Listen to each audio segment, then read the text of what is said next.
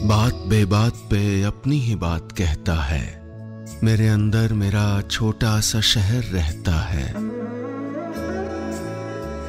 दोस्तों, मेरा नाम है नीलेश मिश्रा, कहानियां सुनाता हूं। बिग एफएम पर आप सुन रहे हैं यादों का idiot box with Nilesh Mishra season 5, कहानियां जिनमें आप मिलते हैं खुद से। दोस्तों, मैं आपको सुनाने जा रहा हूं अपनी मंडली के सदस्य जमशेद कमर सिद्दीकी की लिखी कहानी हकीम साहब का इश्क। बुजुर्गों से सुना है कि झूठ अगर दाल में नमक के बराबर हो तो कोई गुनाह नहीं है, लेकिन हमारे मोहल्ले में हकीमी दवाइयों से इलाज करने वाले हकीम साहब तो यकीनन गुनहगार थे, क्योंकि वो दाल में नमक के बराबर नहीं, बिरयानी में चावल के बराबर झूठ बोलते थे। घर के बाहरी कमरे में हकीमी मतब चलाते थे। उस कमरे की चारों दीवारों की अलमारियों में दवाओं की शीशी बोतलें रखी रहती थीं, जिनमें से आधी खाली थीं, लेकिन उनको हटाया नहीं जाता था ताकि लगे कि भाई हकीम साहब पहुंची हुई चीज है। रद्दी की दुकान से लाए हुए रजिस्टर मेज पे फैला दिए गए थे ताकि लगे कि नुस्खे यूं ही नहीं सीख गए हकीम साहब।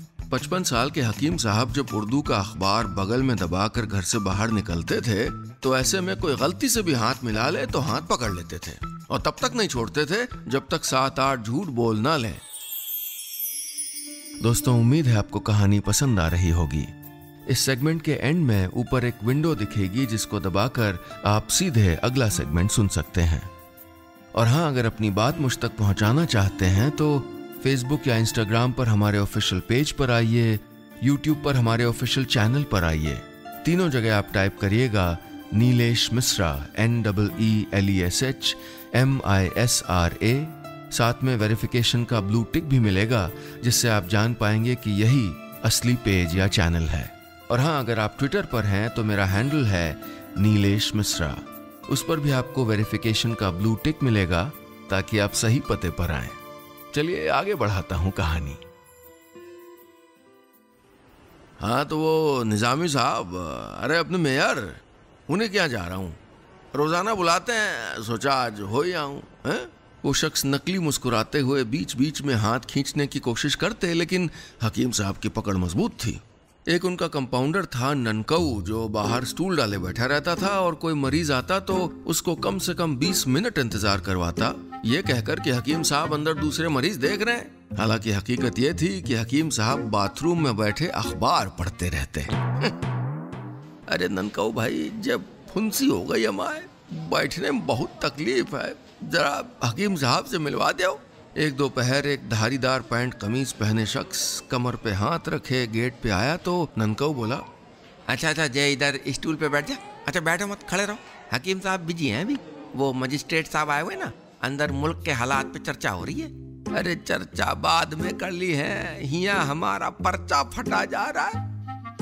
ननकऊ उस फुंसी वाले के साथ बात कर ही रहा था कि अंदर से हकीम साहब की आवाज आई, अरे ननकऊ, हमारा पानी नहीं आ रहा है, जरा लोटा पकड़ा दो अंदर है। फुंसी वाले के कान खड़े हो गए। नहीं मतलब जे का भाई साहब, आप तो कह रहे थे कि। ननकऊ ने बात संभाली, लोटा गांव है ना पीछे, लोटापुर, वहां पानी की समस्या चल रही है, किसान परेशान है, उसी पे बात हो रही है। हकीम साहब की जिंदगी बस यूं ही चल रही थी, कोई शरीके हयात तो थी नहीं। हाँ, जवानी में एक अफसाना नाम की लड़की से इश्क हुआ था, लेकिन वहां भी बात बन नहीं पाई थी।